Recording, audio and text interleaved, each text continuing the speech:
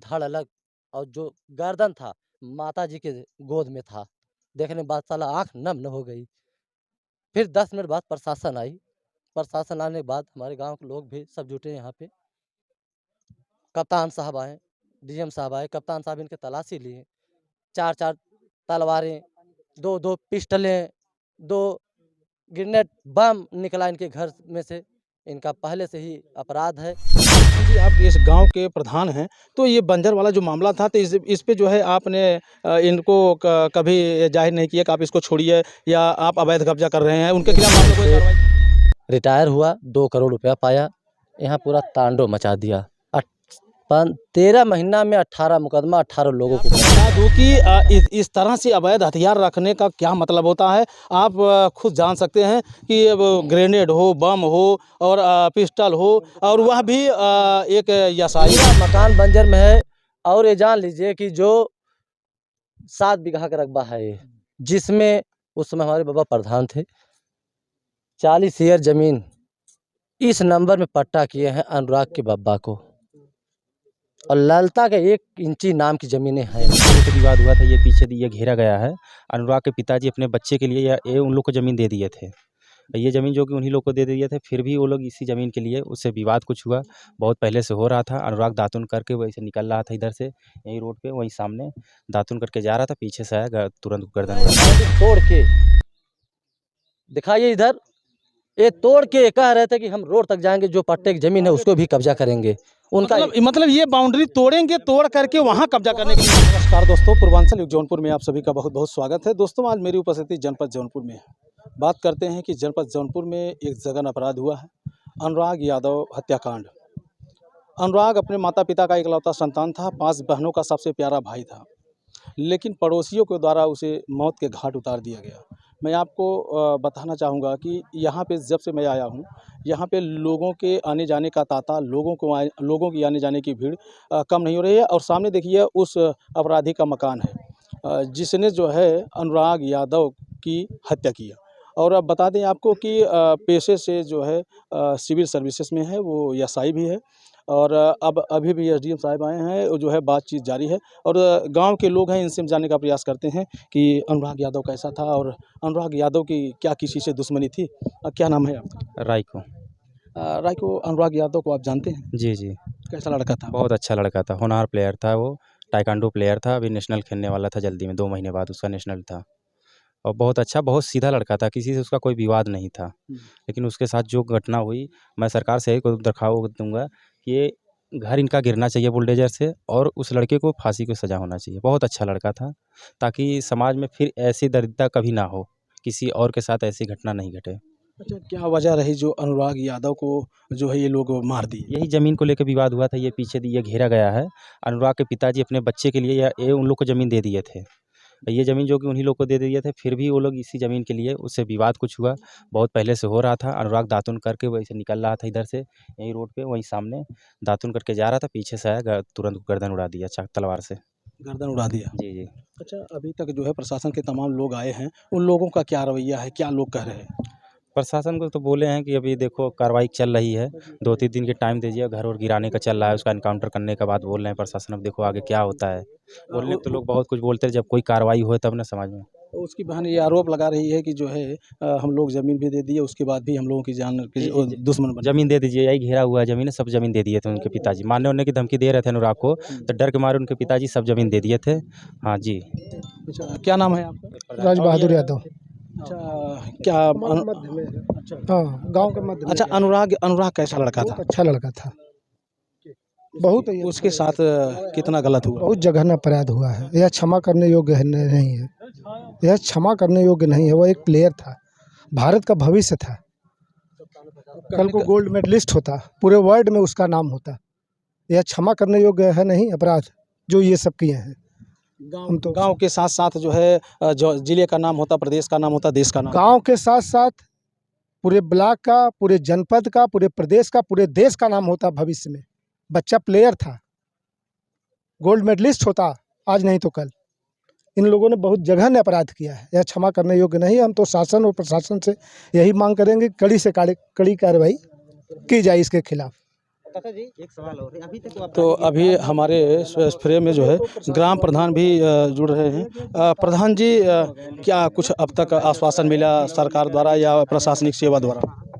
देखिए, डीएम साहब आए थे, कप्तान साहब थे और आपके जगदीश नारायण राय वर्तमान विधायक जफराबाद वो भी थे। आश्वासन दिए, हम लोग की मांग थी कि निम्न हत्या किया है, धड़ अलग और गर्दन अलग किया है, तो हम लोग को आश्वासन यही दिए। हम लोग की मांग थी कि जीएस ज़मीन है, ग्राम समाज की ज़मीन है, इस सरकारी ज़मीन में उसका मकान दोनों गिरना चाहिए। अच्छा, पूरा मकान बंजर में है? पूरा मकान बंजर में है और ये जान लीजिए कि जो 7 बीघा का रकबा है ये, जिसमें उस समय हमारे बाबा प्रधान थे। 40 एकड़ ज़मीन इस नंबर में पट्टा किए हैं अनुराग के बाबा को, और ललता के 1 इंची नाम की ज़मीनें हैं नहीं। तो फिर विवाद किस बात का था? जब उनके नाम की जमीन नहीं तो फिर विवाद क्यों? सरकारी ज़मीन थी, उसके लेने के लिए भूमि माफिया हैं। ये जो है झारखंड धनबाद नौकरी कर रहे थे, नक्सलियों से आतंकवादियों से इनका संबंध था। इनके घर में जब हत्या होने के बाद तलाशी हुई, कप्तान साहब पूरी फोर्स के साथ तलाशी किए। 4-4 हथियारे, 4-4 तलवारें, 2 पिस्टल, ग्रेनाइट बम भी निकला। और जब वो सिपाही लेके जा रहा था बोरिया में भर के, तो 4-4 जगह रखने के बाद तब गाड़ी के पास पहुंचा। इतना वजन था। क्या ये सब अवैध थे? सब अवैध थे, सब अवैध थे। पहले से प्लान थी। इतना हथियार रखने के मतलब है कि पहले से प्लान थी हत्या करने की। जैसे कि अभी मैं आपको बता दूं कि इस तरह से अवैध हथियार रखने का क्या मतलब होता है, आप खुद जान सकते हैं कि वो ग्रेनेड हो, बम हो और पिस्टल हो, और वह भी एक यसाई यानी दरोगा। तो क्यों प्रधान जी जब ये पाए पुलिस अधीक्षक साहब, तो फिर उनकी क्या प्रतिक्रिया रही? देखिए, उसको लेके गए, यहाँ से ले जाने के बाद लालता की गिरफ्तारी भी यहीं हुई थी घर में। लालता उनके पिताजी, उनके अपराधी के पिताजी का यहाँ से ही ले गए। उसके बाद हमारे जब से वो आया है झारखंड से, रिटायर हुआ, 2 करोड़ रुपया पाया, यहाँ पूरा तांडव मचा दिया। 13 महीना में 18 मुकदमा 18 लोगों के ऊपर किया। वही आदमी, चूँकि उसका नाम की ज़मीन है नहीं, सरकारी ज़मीन है, लेकिन सबको परेशान कर डाला पैसा के बल पे। चूँकि ये गरीब थे, अपने लड़की की शादी, अनुराग का बहन बड़ी थी, जब शादी पड़ी थी तो खेत बेचकर तब शादी किए थे। इतने गरीब थे, ए पैसा के बल पे। एक लड़का उसका राजेश यादव, पिताजी का नाम लालता, वो मेरठ में एसआई की पोस्ट पे है, जो कि उसकी इतनी यहाँ धौस बना दिए थे। हमारे मोहल्ले वाले सब डर रहे थे।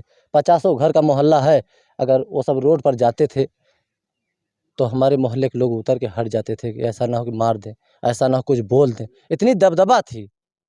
लेकिन प्रधान जी, आप इस गांव के प्रधान हैं, तो ये बंजर वाला जो मामला था, तो इस पे जो है आपने इनको कभी जाहिर नहीं किया कि आप इसको छोड़िए या आप अवैध कब्जा कर रहे हैं, उनके खिलाफ आपने कोई कार्रवाई किया? देखिए, हम लोगों को रामजीत वकील साहब रामजस फ़ोन किए, हम आए, एक बार नहीं 100 बार। लालता भी बुलाए थे हमें। आने के बाद देखिए इधर देखिए, हम बाउंड्री कराए हैं। ये देखिए दोस्तों, यही बाउंड्री है। बाउंड्री हुआ है। बाउंड्री होने के बाद आज के 5-6 महीना पहले ये मामला ये हुआ कि भाई सरकारी ज़मीनें हैं, मामला को ये लोगों का ख़त्म किया जाए। कोर्ट में चला है, चलने दीजिए, लेकिन ये जो है बाउंड्री तोड़ के दिखाइए इधर, ये तोड़ के कह रहे थे कि हम रोड तक जाएंगे, जो पट्टे की ज़मीन है उसको भी कब्जा करेंगे। उनका मतलब ये बाउंड्री तोड़ेंगे, तोड़ करके वहाँ कब्जा करने के लिए जाएंगे, वहाँ तक, इसीलिए उसकी हत्या किए हैं। 5 बहन पे 1 भाई था, आज पूरा चिराग बुझ गया, उसे कोई दिया जलाने वाला नहीं है। अवैध कब्जा उसके नाम की ज़मीन है, और इनका नाम भी 1 इंची नाम की ज़मीन भी नहीं है। हम लोगों की मांग है डीएम साहब, कप्तान साहब और यार जगदीश राय विधायक जी आश्वासन दिए हैं कि हम लोग कानूनी कार्रवाई करके मकान भी गिराएंगे। हम लोगों की मांग है कि रमेश जो तलवार से हत्या किया है, वकील साहब रामजस ने जा रहे थे ऐसे, तलवार लेके रमेश दौड़ा लिया उसको, चिल्ला के वकील साहब भाग गए। वकील साहब को भी दौड़ा लिया, भाग गए। उसके बाद अनुराग ने सोया था, उसको कुछ पता नहीं है, वो उठा दतवन तोड़ा और करते हुए झूमते हुए जा रहा था। उसके बाद उसको मालूम था पीछे से रमेश तलवार से मारा, जैसे मारा था ना कि कहीं ट्रेनिंग दिया है, आतंकवाद की तरह कहीं ट्रेनिंग दिया है, ऐसा गला उतारा था कि एकदम क्लीन, कहीं चमड़ी भी नहीं लगी थी। देखने के बाद, हत्या होने के बाद हमारे पे यहाँ के लोग फ़ोन किए, हम गए वहाँ पे, आए यहाँ पे तुरंत तत्काल में आने के बाद वही नहा के पूजा करने जा रहे थे। जब सुनने के बाद तुरंत भाग के आए तो यहाँ धड़ अलग और जो गर्दन था माताजी के गोद में था। देखने के बाद साला आँख नम न हो गई। फिर 10 मिनट बाद प्रशासन आई। प्रशासन आने के बाद हमारे गाँव के लोग भी सब जुटे यहाँ पे। कप्तान साहब आए, डीएम साहब आए, कप्तान साहब इनकी तलाशी लिए। 4-4 तलवारें, 2-2 पिस्टलें, 2 ग्रेनेड बम निकला इनके घर में से। इनका पहले से ही अपराध है और आतंकवादियों से संबंध है और ग्राम समाज की सरकारी की ज़मीन है। हम लोगों को यही मांग है कि इनका मकान ध्वस्त हो। दोनों मकान बंजर में है, ग्राम समाज में है, सरकारी ज़मीन में है। हम लोगों को इंतज़ार है कि कब बाबा योगी का बुलडोज़र आएगा। अभी मैं बता दूं आपको दोस्तों कि ये ग्राम प्रधान है और ग्राम प्रधान भी भावुक हो जा रहे हैं उस पल को बताते बताते। अब इससे अंदाजा लगा लिया जा सकता है कि अनुराग यादव का व्यवहार कैसा था, अनुराग यादव कैसा था। अनुराग यादव से लास्ट बार आपसे कब बात हुई, कब मुलाकात हुई थी? आज लगभग 10-12 दिन पहले मुलाकात हुई थी।